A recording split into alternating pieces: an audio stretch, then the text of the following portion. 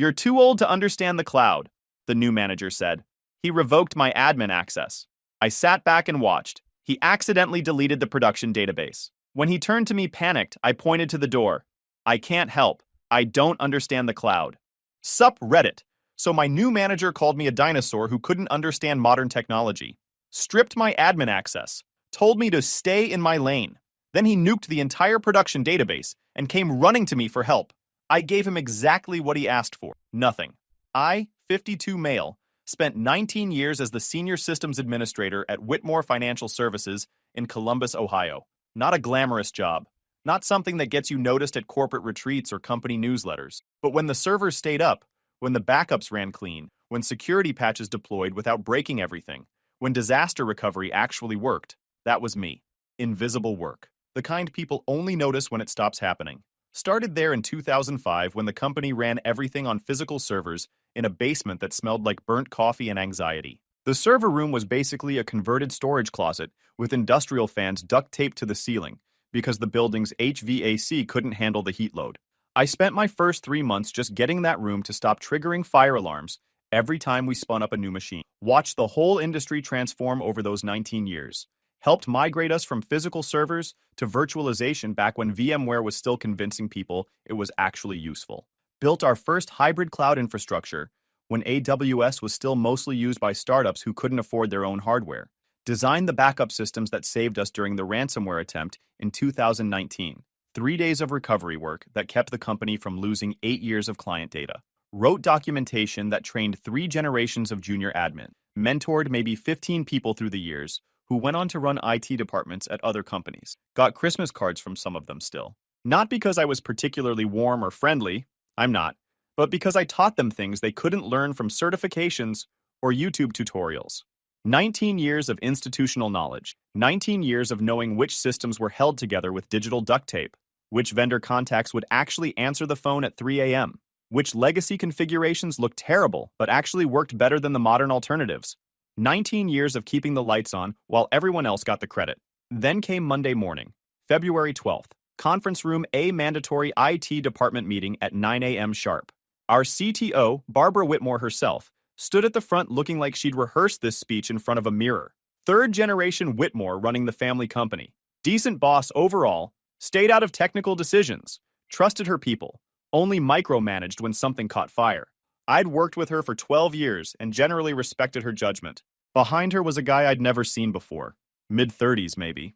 Expensive haircut that probably cost more than my car payment. Bluetooth earpiece he definitely didn't need in a conference room. One of those slim-fit suits that cost more than my monthly grocery bill. Standing there with his hands clasped behind his back like he was posing for a LinkedIn profile photo. Barbara cleared her throat, said the company was entering a new phase of digital transformation, said the competitive landscape demanded innovation and agility, said we needed fresh leadership to drive that transformation forward, said she was proud to introduce our new director of IT infrastructure, Brandon Kessler. Brandon Kessler. The name alone sounded like it came with a trust fund and a sailboat. She mentioned his credentials like she was reading from a brochure. MBA from Northwestern's Kellogg School of Management. 5 years at some cloud consulting firm in Chicago that I'd never heard of. Certified in 7 different cloud platforms. AWS, Azure, Google Cloud, and 4 others I'd probably never use. Speaker at 3 industry conferences last year. Author of a white paper on digital transformation best practices. What she didn't mention was any actual hands-on experience running production systems, any real-world disaster recovery, any understanding of what happens when theory meets reality at 3 a.m. on a Sunday morning when everything's on fire and the executives are calling every 5 minutes asking when it'll be fixed. Brandon stepped forward. Perfect posture, confident smile, thanked Barbara for the opportunity, said he was excited to modernize our infrastructure and bring us into the 21st century. 21st century. Like we'd been running punch cards and carrier pigeons this whole time. Like I hadn't personally designed cloud migrations that handled millions of transactions per day. He talked for 20 minutes. Buzzwords stacked on buzzwords like a consulting firm had vomited on his PowerPoint. Digital transformation, cloud-native architecture, agile deployment pipelines, containerized microservices, zero-trust security frameworks, serverless computing paradigms, DevOps culture integration. Every sentence sounded like it was pulled directly from a vendor white paper. Every concept explained at exactly the level of depth you'd get from reading the first paragraph of a Wikipedia article. Not once did he mention the actual systems we ran, the specific challenges we faced, the compliance requirements that constrained our options, the real-world constraints that shaped our infrastructure decisions over nearly 2 decades. Meeting ended. People clapped. That automatic corporate applause that means nothing except we're all still employed and not willing to make waves. I stayed seated while everyone filtered out. Drew, one of my junior admins who'd been with me for 6 years, caught my eye on his way past, gave me a look that said, "What just happened?" I shrugged. Same thing that always happens. Someone decides experience doesn't matter, and credentials do. Janet, my other senior admin, lingered by the door. Mouthed, "Coffee later?" I nodded. Within an hour, Brandon scheduled individual meetings with everyone on the IT team. Mine was at 2 p.m. Apparently, seniority meant I got to wait the longest to hear how my life was about to change. I spent the morning doing what I always did: monitoring systems, reviewing logs, handling the 3 separate tickets that had come in overnight, a password reset for someone in accounting who'd locked themselves out again, a network connectivity issue in the satellite office that turned out to be a loose Ethernet cable, and a question about backup retention policies from the compliance team. Normal stuff. Invisible stuff. The kind of work that keeps a company running, but never makes it into anyone's performance review as an accomplishment. I showed up at Brandon's office at 1:58. His office used to be the storage closet we'd converted into a server room before we moved everything to the data center across town. I'd helped run the cables through those walls back in 2008.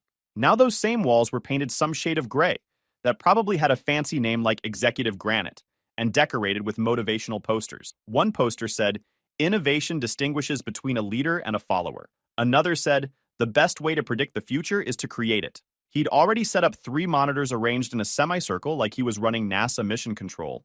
Standing desk that probably cost more than a used car. One of those ergonomic keyboards that looks like it was designed by someone who'd never actually typed before. He gestured for me to sit in the single chair positioned in front of his desk. Didn't stand up to shake my hand. Didn't offer me water or coffee.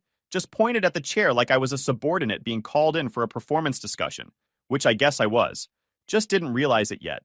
First thing he said was that he'd been reviewing everyone's personnel files. Said I had an impressive tenure with the company. Said 19 years, showed real commitment and dedication. Said my experience was valuable. Then the pause.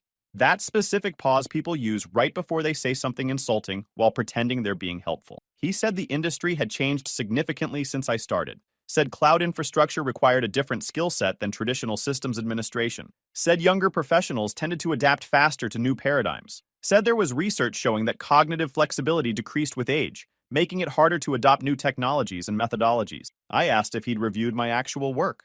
The cloud migrations I'd led, the AWS certifications I'd earned on my own time and my own dime, the Azure implementations I'd designed, the disaster recovery systems I'd built that had literally saved the company from bankruptcy during the ransomware attack.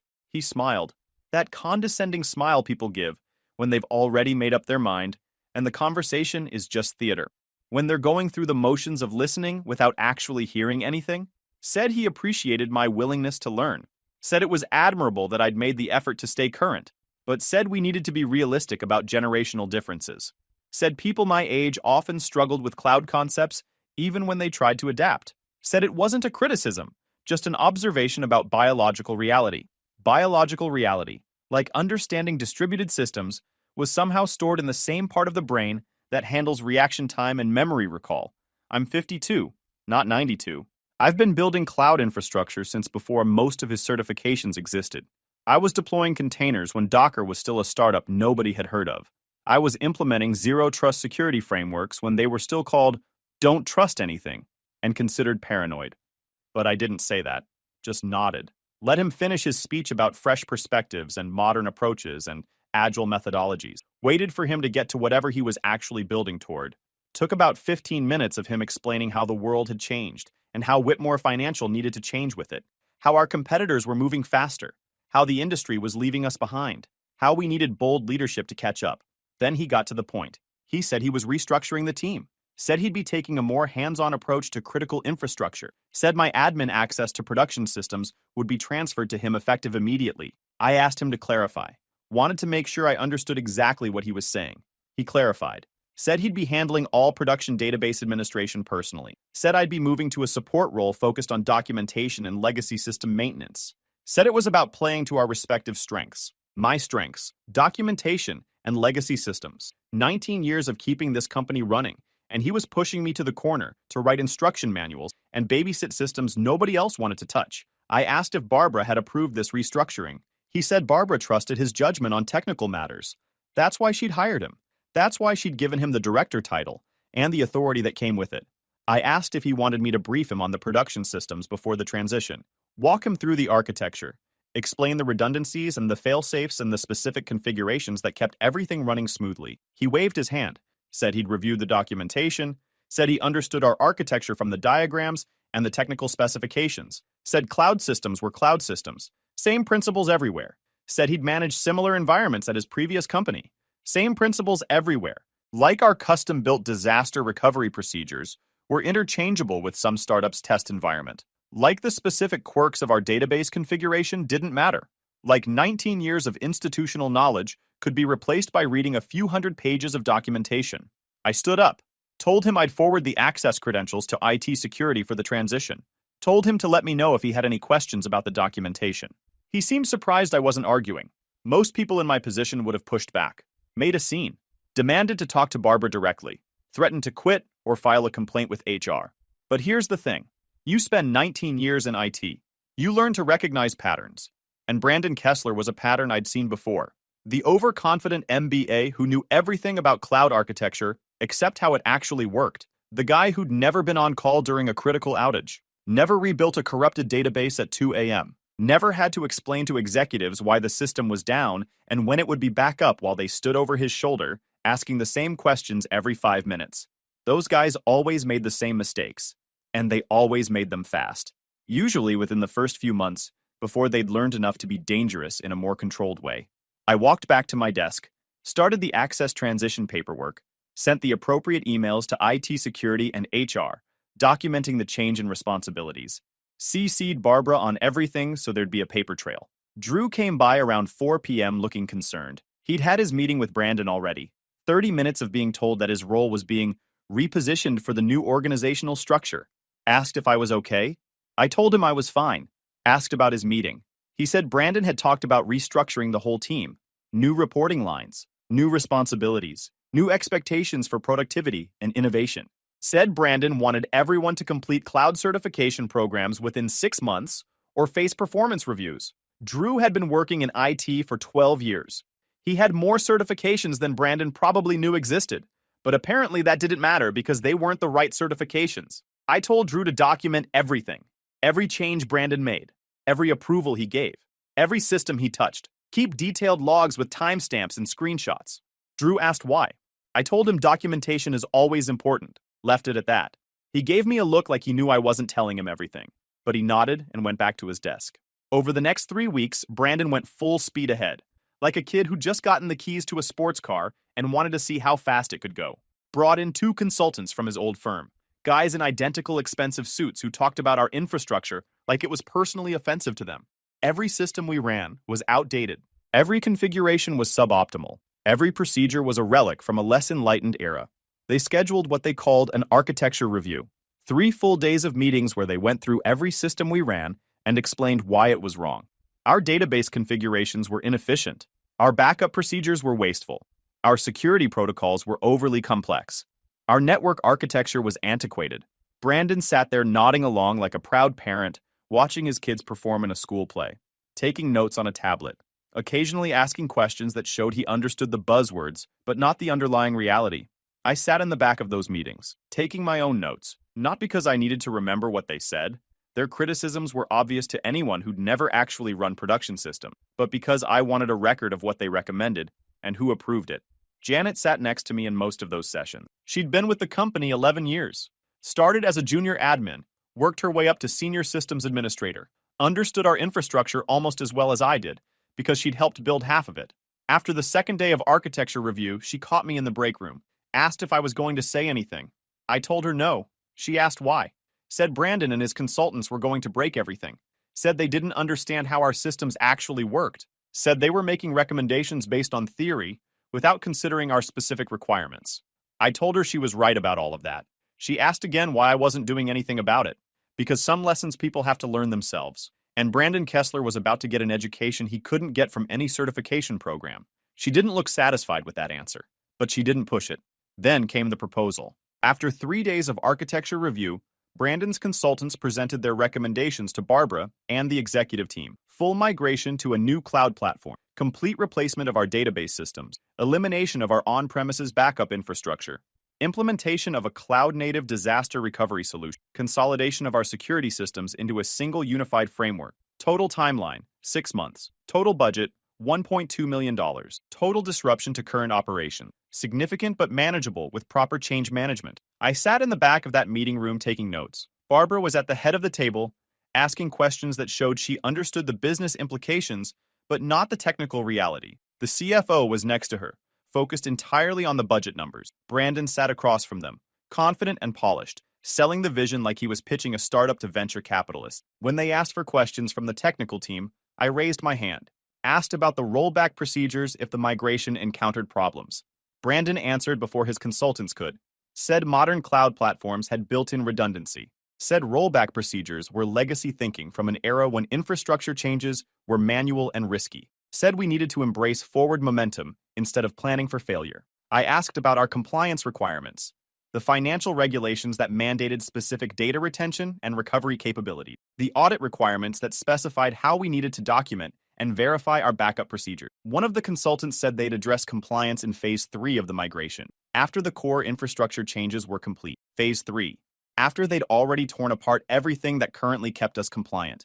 I asked about the production database specifically, the one that processed every transaction our company handled, the one that couldn't go down for more than 15 minutes without triggering regulatory reporting requirements, the one that held 18 months of transaction history for 300,000 clients. Brandon said production systems were his top priority, said he'd personally oversee that migration, said I didn't need to worry about it because he understood the importance. I stopped asking questions after that. Just wrote down what they said and let them finish their presentation. Barbara approved the project 2 days later. Full budget, full timeline, full authority for Brandon to implement whatever changes he deemed necessary. Brandon sent a company-wide email celebrating the decision, used phrases like bold step forward and transformational change, and innovative leadership positioning us for the next decade of growth. Made it sound like he'd single-handedly saved the company from technological obsolescence. Drew stopped by my desk that evening after most people had left, asked if I was going to fight this. I told him no. He asked why not. Said the whole team knew this was going to be a disaster. Said Janet had already started updating her resume. Said even the junior admins who'd only been here a year could see the problems with Brandon's plan. I told him to trust the process. He gave me that look again. The one that said he knew I wasn't telling him everything. I told him to keep documenting, keep logging every change, keep time-stamping everything. He said he would. The migration started in March. Brandon and his consultants worked weekends, made changes to systems I'd spent years carefully tuning, replaced configurations that worked with configurations that looked better on paper, removed redundancies they considered unnecessary, disabled monitoring alerts they found annoying. Every time something broke, they blamed the legacy systems. Never their changes, never their assumptions, never their lack of understanding about why things were configured the way they were. The test environment started failing within 2 weeks. Database connections timing out, authentication errors cascading through the system, performance issues that nobody could explain. Brandon scheduled emergency meetings, brought in more consultants, spent money like it was free. The issues persisted. I kept doing my job, documentation and legacy maintenance. Exactly what Brandon had assigned me. Answered questions when asked, provided historical context when requested, never volunteered information they hadn't specifically asked for. If they didn't want my expertise, they didn't get my expertise. Simple as that. Drew kept his logs, detailed records of every change, every approval, every decision, timestamps and screenshots and email threads, the kind of documentation that would make any auditor weep with joy. By late April, the problems had spread beyond the test environment. The production systems were starting to show strain. Performance degradation during peak hours, occasional connection drops that lasted just long enough to notice, warning signs that anyone with experience would recognize. Brandon dismissed them all, said it was expected during a transition period, said the new architecture would solve everything once fully implemented, said we just needed to push through the growing pains. Then came May 3rd, a Friday, the day Brandon decided to accelerate the production database migration. I was at my desk reviewing documentation when Drew appeared looking like someone had just told him his car was on fire and his dog was inside. Said Brandon was doing the production migration. Today. Right now. without the testing phase they'd originally planned for, without the compliance review that was supposed to happen first, without the rollback procedures that even his own consultants had recommended. I asked if Barbara had approved the accelerated timeline. Drew said Brandon had approved it himself, said he was the director of IT infrastructure, said he had the authority to make operational decisions without executive sign-off, said he'd told the team it was a calculated risk worth taking. I asked what the consultants thought. Drew said they'd expressed concerns, said they'd recommended waiting another week, said Brandon had overruled them because he wanted to hit the May deadline he'd promised Barbara. I went back to my documentation, told Drew to make sure his logs were updated, told him to document exactly who approved what and when. He asked if I was going to do something. I told him I was doing exactly what Brandon had asked me to do: documentation and legacy maintenance. Nothing more. The migration started at 2 p.m. Brandon and his consultants in the server room across town. Video conference call running, so the rest of us could watch remotely. Because Brandon had revoked our production access months ago, we couldn't do anything except observe. For about an hour, things seemed to be going smoothly. Progress bars moving. Status updates appearing. Brandon sending triumphant messages to the team chat about how well everything was proceeding, making comments about how worried everyone had been for nothing. At 3:22 p.m., he posted that they were ahead of schedule, said the migration was proving easier than expected, said this was what happened when you embraced modern methodologies instead of clinging to outdated procedures.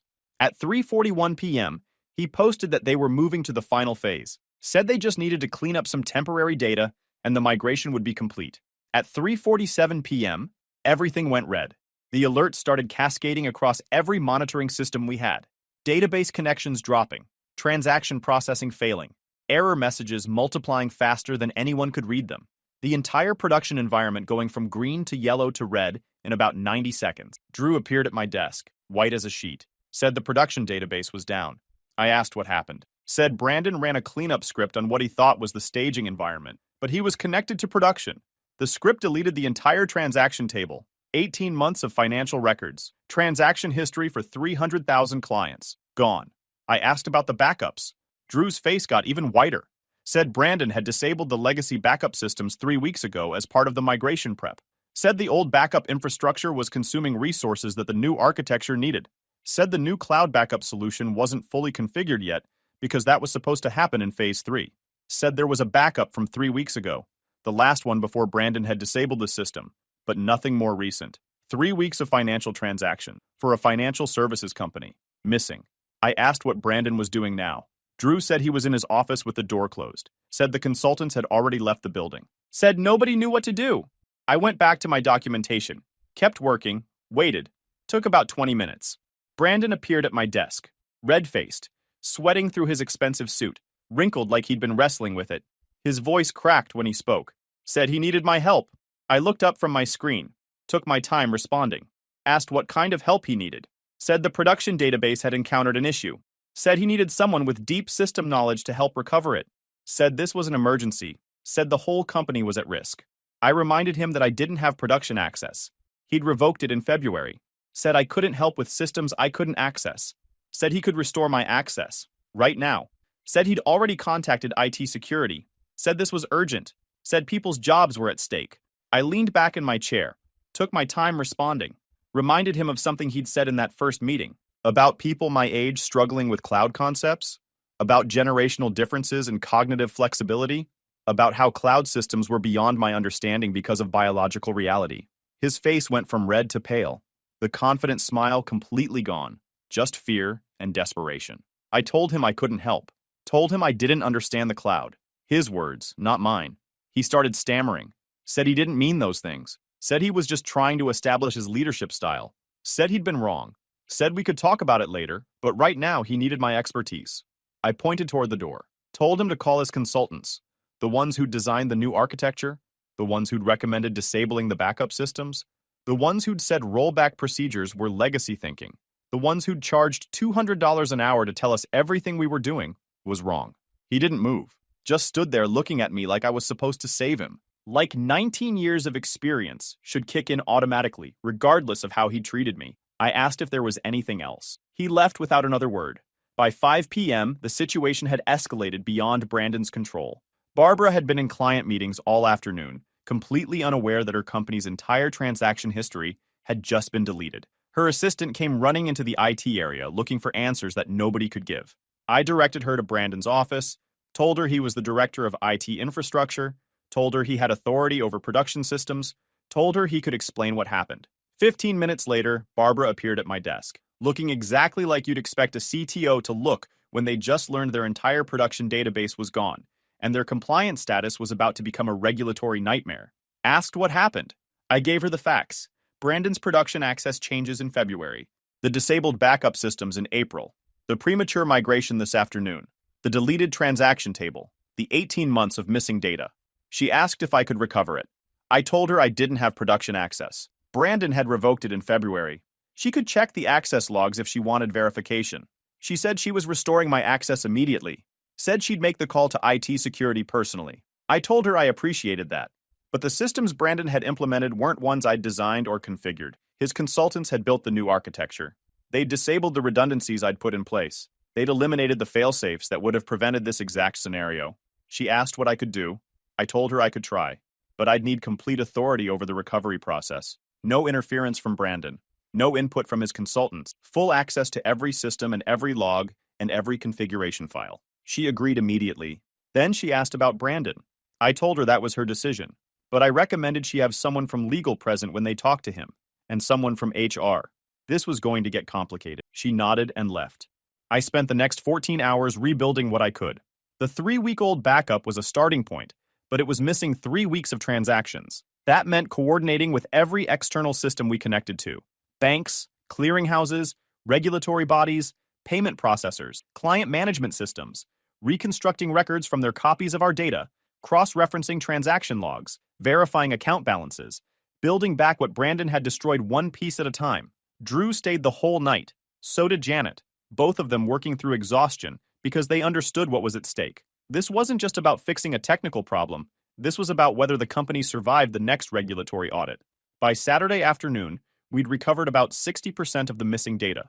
Primary transaction records from external sources, account balances verified against bank statements, critical compliance documentation reconstructed from audit trails. By Sunday evening, closer to 85%. The remaining 15% would take weeks to reconstruct, but the critical systems were back online.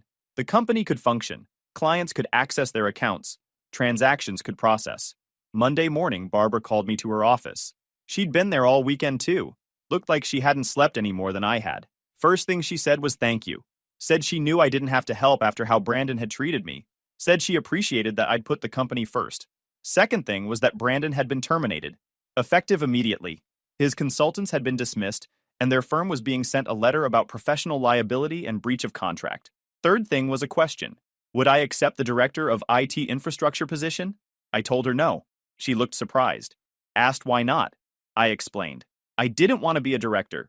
Didn't want the meetings and the politics and the strategic planning sessions. Didn't want to spend my time in conference rooms talking about digital transformation when I could be actually maintaining systems that worked. I wanted to do my job. The job I'd been doing for 19 years. Keeping systems running. Building things that worked. Protecting the infrastructure that made everything else possible. What I wanted was respect. Recognition that experience had value. Acknowledgement that understanding systems came from years of actually running them, not from certifications and conference presentations and MBA programs. She asked what would make me stay. I told her 3 things. Senior Principal Systems Architect title, reporting directly to her, not through any director, and final approval authority on any infrastructure changes affecting production systems. She agreed to all 3 without hesitation. Then she asked about Brandon's replacement. If I wasn't going to take the director role, who should? I recommended Janet. 11 years of experience, strong technical skills, actually understood our systems because she'd helped build them, had the respect of the team because she'd earned it through competence, not credentials. Barbara said she'd set up interviews. The weeks that followed were about cleanup and reconstruction, rebuilding systems Brandon had broken, restoring configurations his consultants had changed, implementing proper backup procedures again, the same procedures they'd called legacy thinking and outdated methodology. Janet got the director job. First thing she did was schedule a meeting with the whole IT team to discuss changes and make sure everyone understood what had happened and why. Second thing she did was ask for my input on every major decision. The consultant's firm sent a threatening letter about defamation and breach of contract. Our legal team sent back documentation of every recommendation they'd made, every failure those recommendations caused, every dollar the company had lost as a result. The letter included Drew's logs, timestamps, and screenshots showing exactly who approved what and when. Never heard from them again. Drew got promoted to senior admin.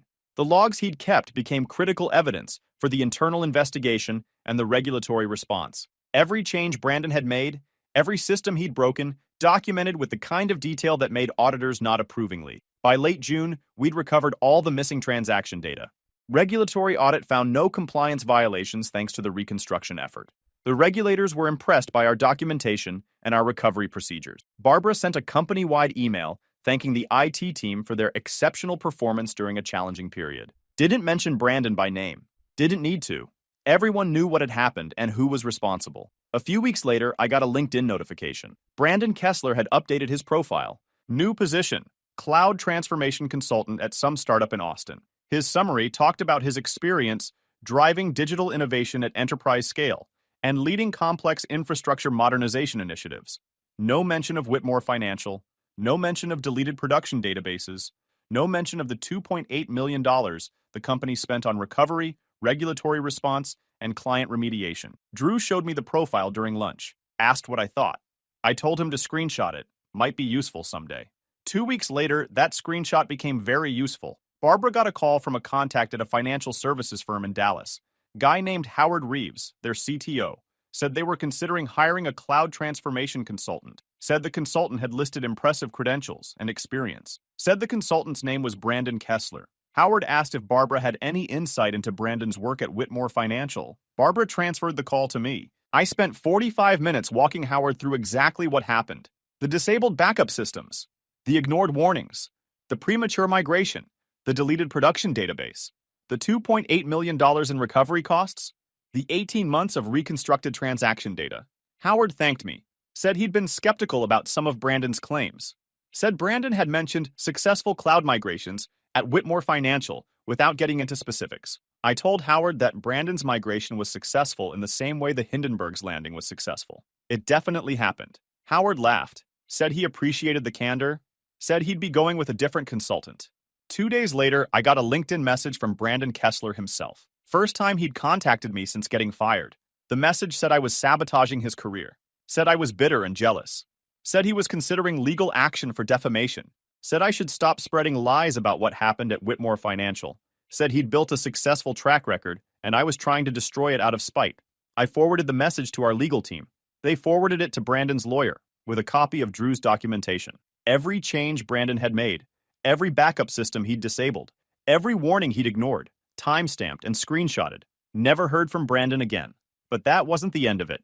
3 months after the incident, I got an email from the Ohio Department of Commerce, Division of Financial Institutions. They were conducting a review of what happened at Whitmore Financial. Standard procedure after a major data incident at a regulated financial services company. The investigator's name was Linda Patterson. She scheduled a 4-hour interview with me at our offices. I walked her through everything. The architecture I'd built, the backup systems Brandon had disabled, the timeline of the migration, the moment when everything went red. She took detailed notes, asked follow-up questions, requested copies of Drew's logs. At the end of the interview, she asked one question that stuck with me. She asked if I could have prevented the incident. I told her yes. If I'd still had production access, I would have stopped the migration the moment Brandon connected to the wrong environment, would have caught the error before he ran the cleanup script, would have saved 18 months of transaction data. She asked why I didn't have production access. I told her Brandon had revoked it in February because I was too old to understand the cloud. She wrote that down, didn't say anything else. 2 months later, the Division of Financial Institutions issued their report. No fines for Whitmore Financial. The recovery effort had been thorough enough to satisfy compliance requirements, but the report included a detailed summary of what had happened and who was responsible. Brandon Kessler was named specifically. His decisions were documented. His mistakes were cataloged. The report became public record. That report followed Brandon to his next 3 job applications. I know because 2 of the hiring managers called Barbara to verify what they'd read. Both times, Barbara transferred the calls to me. Both times, I told them the truth. Brandon's consulting career in financial services was over. Last I heard, he was working at a SaaS startup in Portland. Entry-level position. No production access, no direct reports, no authority over anything that mattered. probably telling anyone who'd listen that he was a victim of corporate politics and jealous coworkers. Meanwhile, things at Whitmore Financial settled into a new normal. Janet ran the IT department with actual competence. She implemented the changes Brandon had promised but never delivered. Properly this time, with testing phases and rollback procedures and backup verification. Drew got his promotion to senior admin. A recruiter from Seattle had tried to poach him a month earlier with a bigger title and better pay. He turned them down. Said he wanted to stay and learn more. Said there was still work to do. Barbara approved a 15% budget increase for the IT department. Said she'd learned that infrastructure wasn't the place to cut corners. The backup systems I'd originally designed were restored and upgraded. New monitoring alerts, new verification procedures, new disaster recovery testing every quarter. I got my title change, Senior Principal Systems Architect, reporting directly to Barbara. Final approval authority on any infrastructure changes affecting production systems. First time I used that authority was 3 weeks after Janet took over. A vendor pitched a new cloud backup solution. Slick presentation, lots of buzzwords, promised to reduce our backup costs by 40%. I reviewed their documentation, found 3 critical gaps in their recovery procedures. Sent Janet my analysis with a recommendation to decline. She declined. Vendor was disappointed. System stayed stable. That's what the job looks like when it's done right. No drama, no emergencies, no 3 a.m. phone calls. Just quiet competence keeping everything running. 6 months after the incident, Barbara called me into her office. Said the board wanted to recognize my contribution to the recovery effort. Said they'd approved a bonus. Handed me a check for $50,000. I looked at the check. Looked back at her. She said it was the least they could do. Said the company would have lost everything without the recovery effort. Said $50,000 was nothing compared to what we'd saved. I thanked her. Deposited the check that afternoon. Bought a new truck the following weekend. My old one had 180,000 miles and was held together with hope. The new truck's nice. Nothing fancy, just reliable. Kind of like me, I guess. Guys, we are so close to hit 100,000 subscribers on this channel. If you are not subscribed to the channel, please consider subscribing. It really helps hit that 100,000 mark. Thanks for making this dream come true.